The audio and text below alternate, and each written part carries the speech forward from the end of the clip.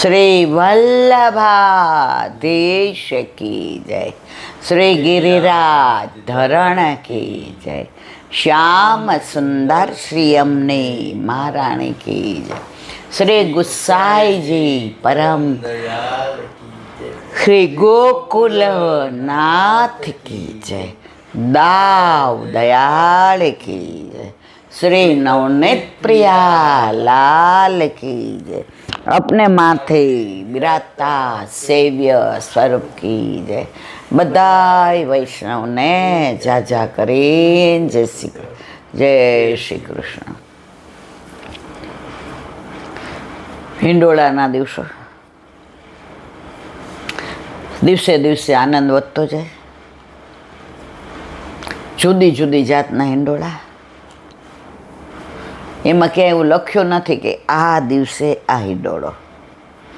આપણા પ્રભુને આપણને જેવી રીતે લાડ કરાવવાનું મન થાય એવા હિંડોળા। જો ઘણાય મનોરથ નોંધાવે તો કે અમારા તો આના જ, અમારા આના, તો એ લિસ્ટ લઈ આવે કે આ પ્રમાણે કરો, અહીંયા લિસ્ટ છે પ્રમાણે। આપણે ત્યાં કોઈ લિસ્ટ નહીં। આપણા ઠાકોરજીને આપણને ગમે અને માનો કે નથી હિંડોળા અને હોય છે તોય અનુકૂળતા નથી, તબિયત નથી સારી, વહુને નાના છોકરા છે, પહોંચાય એવું નથી, તો દર્પણમાં ઝુલાવો। વલ્લભે આ માર્ગ એટલો સરળ આપ્યો છે। આ માર્ગમાં આમ કરવું જ જોઈએ એવું ક્યાંય નથી કે આમ ન કરો તો અપ્રસન્ન। ઠાકોરજી આપણે કંઈક પ્રપંચ કરીએ, ખોટું કરીએ, વૈષ્ણવને દુભવીએ તો અપ્રસન્ન થાય। બાકી વલ્લભે કાનમાં કહ્યું જ છે, મારા વાલા જેમ રાખે તેમ રહેશે, મારા વૈષ્ણવના દોષ સામો જોશો નહીં। અને ખરેખર ઠાકોરજી એવી જ રીતે રહે છે। કોઈ વાર આપણે ક્યાંય જવાનું હોય તો એવી રીતે અનુકૂળ થઈ જાય, કોઈ વાર સવારે ઉઠવામાં મોડું થાય તો એ રીતે અનુકૂળ થઈ જાય, કોઈ વાર કોઈ લૌકિક ગેસ્ટ આવ્યા હોય તો એ રીતે અનુકૂળ થઈ જાય। આપણામાં કોઈ મુહૂર્ત નહીં। ઘણાય પુષ્ટ, ઇલાબેન પુષ્ટ કરાવવામાં ઉત્તમ દિવસ, મેં તો ગોપાલ આયે સોહી દિન કો। ઠાકોરજી પધારે એ જ દિવસ ઉત્તમ। આપણને ક્યાંય ચોઘડિયું જોવાનું ને આ તેને કશું કહ્યું જ નથી। એક ટિપ્પણી પ્રમાણે આપણે ઉત્સવ કરવાના, કારણ કે નક્ષત્ર પ્રમાણે ગુસાઈજી આપણને ઉત્સવની દીપિકા આપી છે। બાકી કશું જ આપણને કીધું નથી તારે આમ નહીં આમ કરવાના। યથા દેહે તથા દેવે। આપણે 25 વર્ષ પહેલાં ખબર જામ ખંભાળિયા ગયા હતા, તો આપણા ઠાકોરજીનો નંદ ઉત્સવ ત્યાં કર્યો। તો બધું ભલે પંજરીને બધું બનાવ્યું હતું, આપણે અહીંથી લઈ ગયા હતા, પણ એ વૈષ્ણવ કે અત્યાર સુધી કોઈ દી મંદિરમાં આનંદ નથી આવ્યો એવો આનંદ આવ્યો। મેં મારા વાલા મંદિરમાં બધાયના, અહીંયા તો આપણા એકના છે। એવા કીર્તન, એવા બધાય નંદ ઘેર આનંદ ભયો ને એવી સામગ્રીને બધે ફુગા બાંધેલા ને ચારે બાજુ ઓલા તોરણ ને એના ઘરના ને આપણા ઘરના ને જે આનંદ કર્યો। પછી એકવાર આપણે ખબર તમે જેસલમેર ગયા હતા, પછી જેસલમેરથી આપણે વ્રજમાં ગયા, ઓલું ટેમ્પો ટ્રાવેલ્સ 14નું કર્યું હતું। પછી રસ્તામાં ઠાકોરજીને અવેર થાય, હવે થયું રાજભોગ ધરાવી દઈએ, તો ડંકી શોધતા હતા કે ભાઈ ડંકી હોય ને તો ડાયરેક્ટ જળ, અહીંથી બધું લઈ ગયા હતા। હવે સવારે મંગળ ભોગ ને શ્રૃંગારને કરેલા હતા, તો ત્યાં ગરમ કરવા માટે થઈને તો એક હોટલ નવી ખોલી હતી, આમ તોરણ ને બધું. તો એને પૂછવા ગયા, એ કે તમારે કામ શું છે, આટલી બધી ઇન્ક્વાયરી કરો છો? એ કે અમે લોકો રાજસ્થાનના માહેશ્વરી છીએ, વાણિયા છીએ. માહેશ્વરી કીધું કે અગ્રવાલ, બહુ યાદ નથી મને. એટલે મેં કીધું તમે વૈષ્ણવ છો? મને કે હા, હમ કૃષ્ણ વાલે. મેં કીધું આ તમારા ગેસ ઉપર, મને કે અભી કहाँ સ્ટાર્ટ હુआ है? તો મેં કીધું અમારે થોડું મને કરી લો. પછી ઠાકોરજીની લીલા જુઓ અપરંપાર. પછી ત્યાં બધું ઓલું લઈ ગયા હતા, એ પ્રમાણે બધું કરી લીધું. અને ડીશ ને એ તો બધું આપણી પાસે હતું. પછી ભાઈ કહેવાય એ કે દહીં મેળવું છે અને હજી કોઈ દીધું નથી. એટલે મેં કીધું મને બતાવો.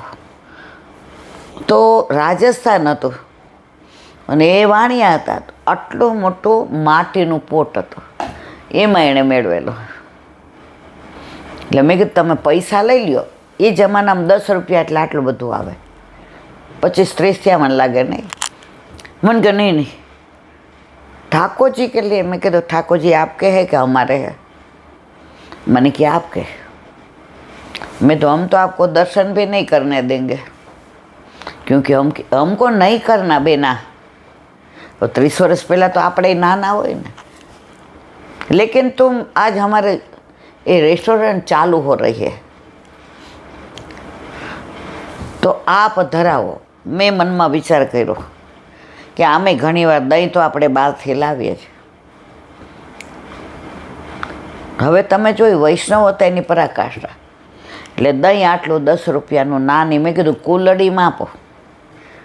તો ઓલી નવી ચાલુ કરેલી એટલે બધુંય નવું, તો કુલડી નવી. એટલે એની અંદર દહીં લીધું ને પછી ઠાકોરજીને ભોગ ધરેલો. તો આખું દહીંનું પોટ લઈને આવ્યા. મેં કીધું કાં? મને કે આ બધું ધરાવી તો દો તો અમને પ્રસાદ મળે ને. મેં કીધું લે. પછી બધું ધરાવ્યું. હવે એ લોકો સ્ટાફમાં એ ભાઈ જે માલિક હતા એ, અને મને લાગે 4 વેઇટર હતા ને 2-3 એટલે 8-9 હતા. એટલે મેં કીધું આ બધાને કણકો દઈએ. એટલે થેપલા હતા, પૂરી હતી ને ખાટું અથાણું ને છુંદો, અને ગળ્યું તો આપણે કર્યું હોય. એટલે મેં કીધું લાવો એક. એટલે અંદરથી એ ઓલું દહીં સન્મુખ કરવા લઈ આવ્યા હતા ને, એને થાળી ઢાંકેલી હતી. એટલે એની અંદર મેં બધું 3-4 થેપલા ને 4-5 પૂરી ને પછી અથાણા ને સુખડી ને ઢાળો ને એ બધું દીધું. એ કે સુબહ से हमने कुछ भी नहीं लिया, हमारा मुहूर्त था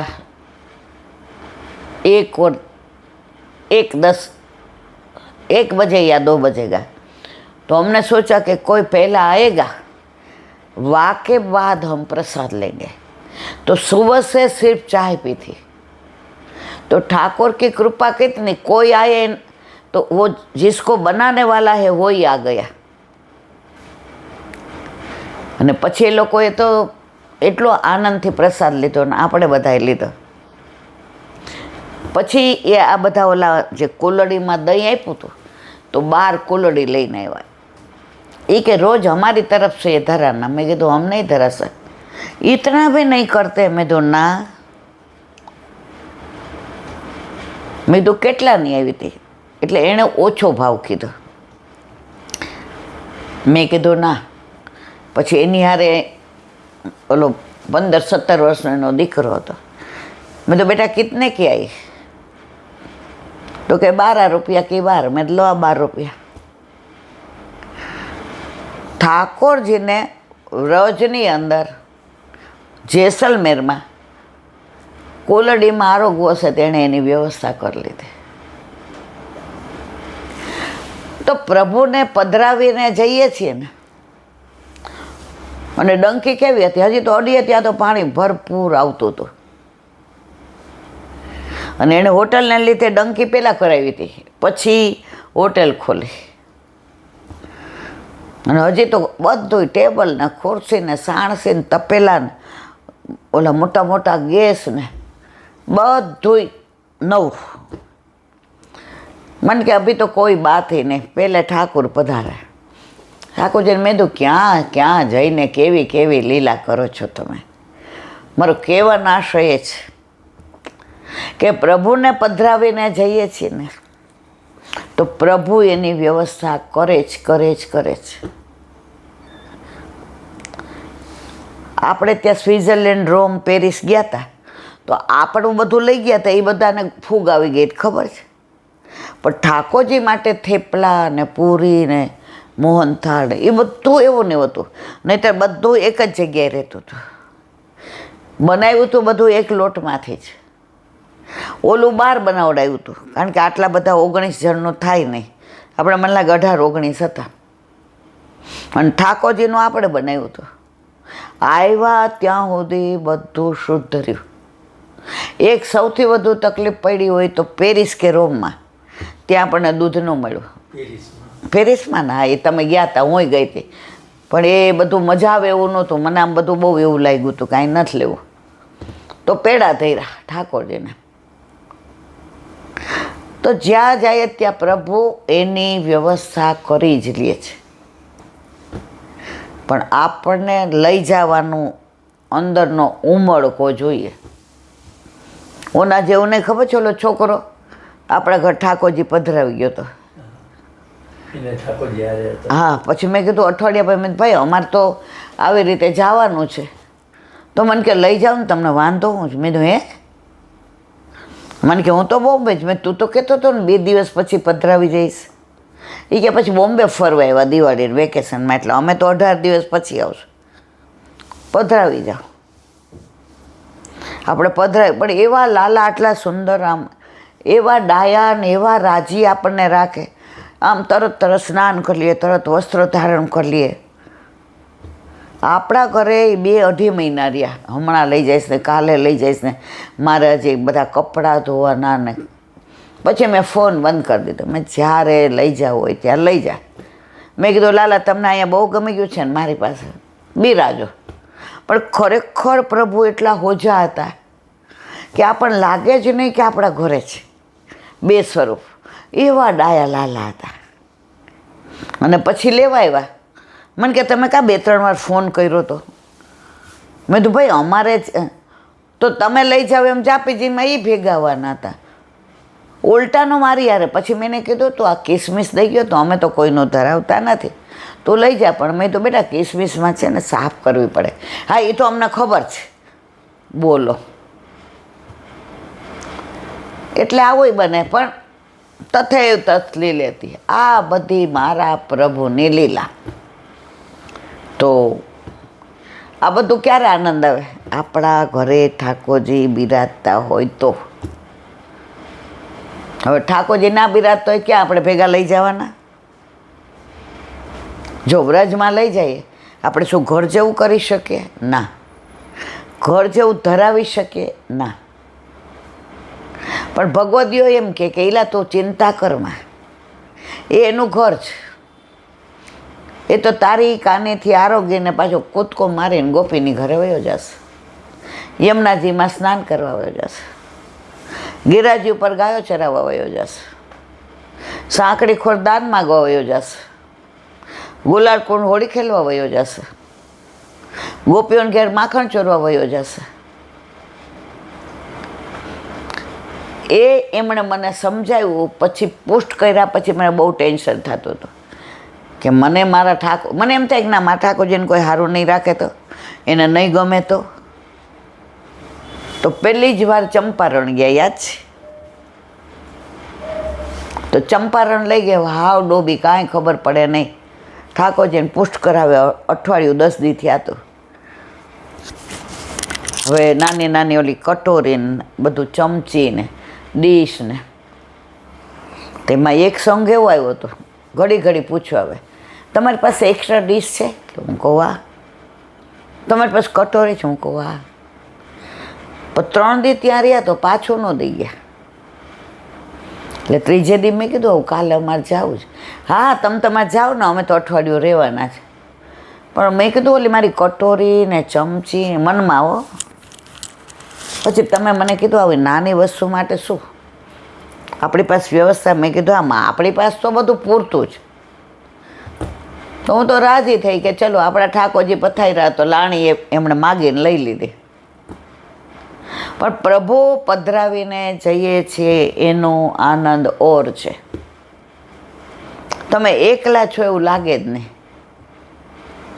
હમણાં આપણે ખોટકાના કામે રાજકોટ ગયા તો જ્યાં જાય ને ત્યાં મારે ખોળામાં ઝાંપીજી હોય. તો મેં તો સારું ખાલી ખાલી લાગે છે, કારણ કે એવા કામે ગયા હતા કે જ્યાં પધરાવીને ન જવાય. તો ગોદમાં ઠાકોરજી ન હોય ને તો અતરું લાગે. હવે એક નાની વાત,